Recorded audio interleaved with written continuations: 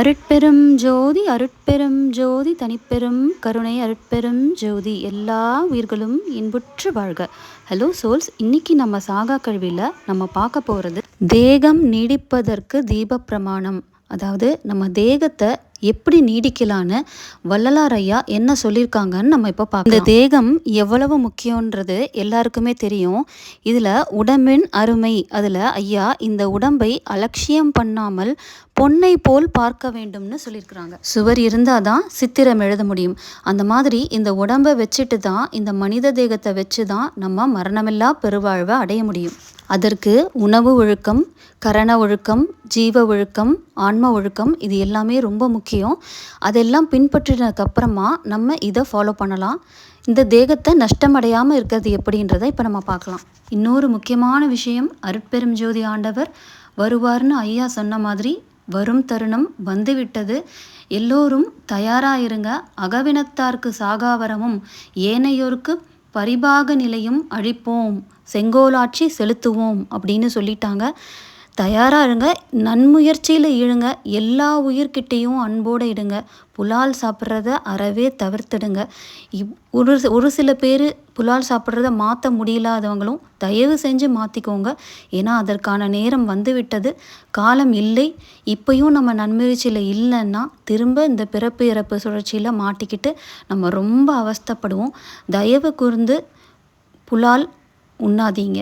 அருட்பெரும் ஜோதி தனிப்பெரும் கருணை. இப்போது நம்முடைய தலைவராகிய கடவுளை நாம் அடைவதற்கு அவர் இருக்கிற அந்த கோட்டையோட சாவியாகிய அருள் நமக்கு வேண்டும். அந்த அருள் எப்படி கிடைக்கும் அப்படின்னு பார்த்தீங்கன்னா, அன்பினால் அல்லது வேறு வகையில் அடைவது அரிதுன்னு ஐயா சொல்லிட்டாங்க. அந்த அன்பு ஜீவகாருண்யமே. ஜீவகாருண்யம் உண்டாவதற்கு துவாரம் யாதெனில் கடவுளுடைய பெருமையையும் தரத்தையும் நம்முடைய சிறுமையையும் தரத்தையும் விசாரித்தலே. அந்நிய உயிர்களுக்கு இம்சை உண்டாகாது நடத்தலே ஜீவகாருண்யம். அதாவது நம்ம கூட இருக்கிற உயிர்கள் மட்டும் இல்லை, நம்ம தரையில் போகிற அந்த எறும்பு, பூச்சி, பறவைகள், இந்த மாதிரி நம்ம கூட இருக்கிற எந்த உயிருக்கும் இம்சை உண்டாகாது நம்ம நடத்தல் வேண்டும். இதுவே முக்தி அடைவதற்கும் சித்தி அடைவதற்கும் முதற் படியாக இருக்கின்றது. எல்லா உயிர்கிட்டையும் அன்பு செலுத்துறது அவ்வளவு கஷ்டமாங்க. அடுத்தது, இரவில் தீபம் இல்லாத இடத்தில் இருக்கக்கூடாதுன்னு ஐயா சொல்கிறாங்க. ஏன்னா அது பிராண நஷ்டம் பண்ணும். ஆதலால் நமது கிரகத்தில் தீபம் வைத்து இருளை போக்கி ஆனந்தமயமாய் நித்திரை இல்லாதிருந்தால் ஆயுள் விருத்தியாம் அப்படின்னு ஐயா சொல்கிறாங்க. அதனால் நம்ம படுக்கிற இடத்துல கண்டிப்பாக ஒரு தீபத்தை நம்ம அந்த கண்ணாடி ஒரு குடுவையில் கூட உள்ளே வச்சு நம்ம பத்திரமா படுத்துக்கலாம். நம்மளோட இல்லத்தில் பிரகாசமாய் தீபம் ஏற்றி வைத்தால் அந்த இருள் அந்த தீபத்தில் அடங்கும். அது மாதிரி நம்மளோட ஜீவ தீபமாகிய நம்ம வசிக்கிற அந்த நம்மளோட வீட்டில் பிரகாசம் இல்லை அப்படின்னா இருள் ஜீவ பிரகாசமாகிய நம்மிடத்துல சேர்ந்து நமக்கு இந்த நஷ்டத்தை பண்ணும். அதே போல் ஆன்மவசமாகிய இந்த தேகமாகிய கிரகத்தில், இந்த தேகத்தையே ஐயா கிரகம் வீடுன்னு சொல்கிறாங்க. அருட்பிரகாசம் இல்லாது மருளாகிய அஞ்ஞான சம்பந்தமுடைய இருள், மாயை இதெல்லாம் சேர்ந்துச்சுன்னா நம்மளோட உடம்பு பிராண நஷ்டம் உண்டாகும்னு சொல்கிறாங்க. அதனால் நம்ம கண்டிப்பாக நம்ம நெற்றியில் இருக்கும் நடுக்கண்ணை எந்த ஆசிரியர் மூலியமாவது திறக்க பெற்றுக்கொள்வது நலம். மேற்படி நெற்றிக்கண்ணை திறக்க பெற்றவனுக்கு எல்லா அனுபவங்களும் பட்ட பகல் போல் தெரியும்னு சொல்கிறாங்க. அவன்தான் சுத்த ஞானி. அந்த ஞானி ஒரு பிரேதத்தை பார்த்த மாத்திரத்தில் அந்த பிரேதம் உயிர் பெற்று எழும். அந்த ஞானிக்கு சினம் தோன்றினால் உடனே அந்த ஜீவன் பஸ்பமாகி விடுவான். அந்த நெற்றிக்கண்ணை திறப்பதற்கு ஒரு கதவும் பூட்டும் உள்ளது அப்படின்னு சொல்கிறாங்க. அந்த பூட்டை அருள் என்கின்ற திறவுகோலை கொண்டு தான் திறக்க வேண்டும். அதனால் அருள் என்பது ஆன்ம இயற்கையால் அடையும் பெரும் தயவு. நாம் தயவே வடிவமானால் மேற்படி அனுபவம் நமக்கு நேரும். ஆசிரியர் மூலயமா நடுக்கண்ணை திறக்கலாம் அப்படின்னு ஐயா சொல்கிறாங்க. அந்த ஆசிரியர் சுத்த ஞானி போல இருக்கணுன்றாங்க. அந்த சுத்த ஞானி எப்படி இருக்கணும்? ஒரு பிரேதத்தை பார்த்தா அது உயிர் பெற்று எழணும், சினம் தோன்றினால் பஸ்பமாகிடும். அந்த அளவுக்கு எந்த ஒரு ஆசிரியர் இருக்கிறாங்களோ அவங்க கிட்ட தான் நம்ம பயின்று கொள்ள முடியும். அந்த ஆசிரியர் வள்ளலார் மட்டும்தான். நம்மளோட தேகத்தை நஷ்டம் செய்வன 4ன்னு சொல்கிறாங்க. ஆகாரம், அதாவது உணவு, மைத்துனம், உடலுறவு, நித்திரை, அதாவது தூக்கம், பயம், இந்த 4லும் நாம் ரொம்ப ஜாக்கிரதையாக இருக்க வேணும்னு சொல்கிறாங்க. அதில் ஆகாரமும் மைதுனமும் ரொம்ப முக்கியமானவை. அதனினும் முக்கியமானவை மைதுனம். அப்படி நம்ம ஜாக்கிரதையாக இல்லாமல் போயிட்டோம்னா சீக்கிரத்தில் இந்த தேகம் போய்விடும். பின்பு நம்மளால் முக்தி அடையவே முடியாது. முக்தி அடைவதற்கு இந்த மானிட தேகமே தக்கதாயும் வேறு தேகத்தால் அதை அடைவது அரிதாயும் இருப்பது. ஆதலால் எவ்விதத்தலாயினும் தேகம் நீடித்திருக்கும்படி பாதுகாத்தல் வேண்டும். இதனளவில் ஒரு மனிதன் தன்னை சர்வ ஜாக்கிரதையுடன் காக்க வேண்டும். இல்லையாயின் சீக்கிரத்தில் மரணமடைவான், சந்தேகமில்லை. இதில் ஆகாரம்னு பார்த்தா நம்ம பிறந்ததுலேருந்து நம்ம இறக்கும் வரைக்கும் நமக்கு ஆகாரம் உண்டு. இது இயற்கை. சிசு, வாலிபம், விருதாப்பியம் இந்த பருவங்களெல்லாம் மைதுனம் கிடையாது. கௌமாரம், யௌவனம் இந்த 2 பருவங்களில் மாத்திரம் மைதுனம் உண்டுன்னு சொல்கிறாங்க. இந்த பருவங்களிலும் நோயாலும் துக்கத்தாலும் தரித்திரத்தாலும் பசியாலும் பயத்தாலும் வேறுபடும். இந்த காலத்திலும் ஆகாரம் உண்டு. ஆகார விஷயத்தில் அதிக்கிரமம், அக்கிரமம், அஜாக்கிரதை, அசாதாரணம் இப்படிப்பட்ட உணவுகளை நீக்கி சுத்த சத்துவ ஆகாரங்களை புசித்து ஆயுள் விருத்தி செய்து கொள்வது சுத்த சன்மார்க்க ஏற்பாடு. நம்ம சுத்த சன்மார்க்க உணவுகள்னு தனியாக இருக்குது. அதுபடி நம்ம உணவுகளை கடைபிடித்து வந்தோம் அப்படின்னா நமக்கு கண்டிப்பாக ஆயுள் விருத்தி அடையும். அதே சமயத்தில் தேகமும் நஷ்டம் அடையாது. என்னென்ன உணவுகள்னு பார்த்திங்கன்னா, நம்ம தவிர்க்க வேண்டிய உணவுகள் பூண்டு, வெங்காயம், உருளைக்கிழங்கு, கடுகு இந்த மாதிரி எண்ணெய் சமாச்சாரங்கள், பொரித்த உணவுகள் இது எல்லாத்தையுமே ஐயா தவிர்க்க சொல்கிறாங்க.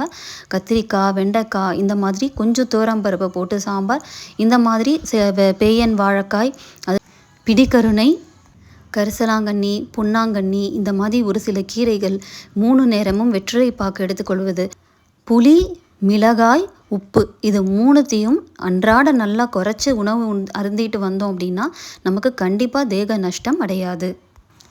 தேகம் நீடிப்பதற்கு தீப பிரமாணம். இந்த உடலை, இந்த தேகத்தை அகலாகவும், நம்ம உடம்புல ஓடுற ரத்தத்தை எண்ணெயாகவும், சுக்கிலத்தை திரி போலவும், நம்மளோட ஆன்மா பிரகாசமாகவும் நம்ம கற்பனை செய்து கொள்ள வேண்டும். அதனால் மேற்குறித்த இந்த தீபமான திரியை தூண்டிவிட்டாலும் இல்லை காற்றுள்ள இடத்துல வைத்தாலும், காற்றில்லாவிடத்தில் வைத்தாலும், பெருந்தீப சமீபத்தில் சேர்த்தாலும், வீட்டில் வண்டு, பிரமரம், மூஷிகம் அதாவது பெருச்சாளி, மார்ச்சாலம், பூனை இந்த மாதிரி அஜாக்கிரதையாலும் தீபம் நஷ்டமாகும். ஒரு புத்திமான்கிட்ட நம்ம தீபத்தை பார்த்துக்க சொல்லி சொன்னால் புத்தி விசாலத்தால் அஜாக்கிரதையின்றி தகலிக்கு சூடேறாமலும், எண்ணெயில் அழுக்கு ஏறாமலும், வர்த்தியில் தூசு இருக்கல், தளர்ச்சி, பருமன் இவைகள் இல்லாது சிறு திரி போட்டு அடிக்கடி தூண்டாமலும் தீபத்தை மற்றொரு தினம் இருக்க செய்விப்பான்.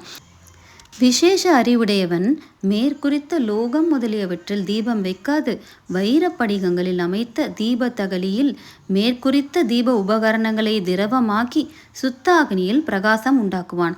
அப்போது சிட்டமும் பிரகாச நஷ்டமும் நேரிடாது. அதேபோல் நம் தேகத்தில் சுக்கிலமாகிய திரியை விசேஷம் தூண்டி அடிக்கடி பெண்ணிடத்தாகிலும் வேறு தந்திரத்திலாயினும் செலவு செய்துவிட்டால் திரி போய் ஆயுளாகிய பிரகாசம் இறத்து 60 நாளிகைக்கு அதாவது 16 நாளைக்கு ஒரு தரம் தேக சம்பந்தம் செய்து ஆபாசப்பட்ட சிட்டமாகிய சுக்கிலத்தை வெளிப்படுத்திவிட வேண்டும். இது மந்தனுக்கு. அதே அதிதீவிர பக்குவியாய் மேற்குறித்த வண்ணம் கடவுளிடத்தில் லட்சியமும் ஜீவர்களிடத்தில் தயவும் உடையவனுக்கு சிட்டம் போன்ற சுக்கில ஆபாசம் நேரிடாது, தேகம் நீடிக்கும். அதிதீவிர பக்குவிக்கு ஆசானுடைய அல்லது ஆண்டவருடைய திருவடியில் சதா ஞாபகமுடையவனுக்கு கோசத்தடி புண்டாகாது. ஆகையால் தேக சம்பந்தம் ஏக தேசத்தில் செய்யலாம் என்பது மந்தத்தரத்தை உடையவனுக்கே அன்றி அதிதீவிர பக்குவிக்கு அல்ல அப்படின்னு வள்ளலார் ஐயா குறிப்பிட்டிருக்கிறாங்க. ஒரு செகண்ட் நம்ம யோசித்து பார்த்தோன்னா இந்த கோபம், காமம், பயம், ஆகாரத்தின் மேல் வருகின்ற இச்சை இது எல்லாமே ஒரு எண்ணத்தால் தான் நமக்கு உருவாகிறது. அந்த எண்ணத்தை நம்ம கடந்து போக முற்பட்டோம் அப்படின்னா அது கொஞ்ச நேரத்தில் மறைஞ்சு போயிடும். அந்த எண்ணத்தை பிடிச்சிட்டு நம்ம செயல்படுத்தும் போது தான் நமக்கு இந்த விஷயங்கள் எல்லாம் நமக்கு தூண்ட ஆரம்பித்து நம்மளோட தேகத்தையே நஷ்டமாயிடுது. அதைத்தான் ஐந்தவித்தல்னு சொல்கிறாங்க. நல்லதையே பார்த்து, நல்லதையே பேசி, நல்லதையே பழகி, நல்லதையே உண்ணும்போது நமக்கு இந்த தேகம் நஷ்டமடையாமல் இருக்கும். இங்கே நல்லதுன்றதை விடையும் உண்மையவே பார்த்து உண்மையவே பேசி உண்மையே பழகணும்னு சொல்லலாம்.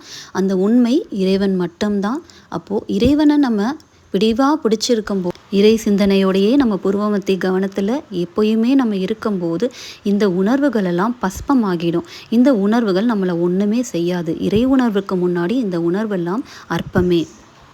எப்படி நம்ம ஒரு ஃபோனில் ஒரு இமேஜஸை ஸ்க்ரால் பண்ணிக்கிட்டே வரமோ அந்த மாதிரி தான் இந்த எண்ணங்களும். இந்த எண்ணங்கள் தோன்ற போது நம்ம ஸ்க்ரால் பண்ணிக்கிட்டே போகலாம். நம்ம அந்த நேரத்தில் இறைவனை நம்ம பிரார்த்தனை பண்ணலாம். கண்டிப்பாக நம்மளால் நம்ம தேகத்தை பாதுகாக்க முடியும். அருட்பெரும் ஜோதி, அருட்பெரும் ஜோதி, தனிப்பெரும் கருணை, அருட்பெரும் ஜோதி, தயவு.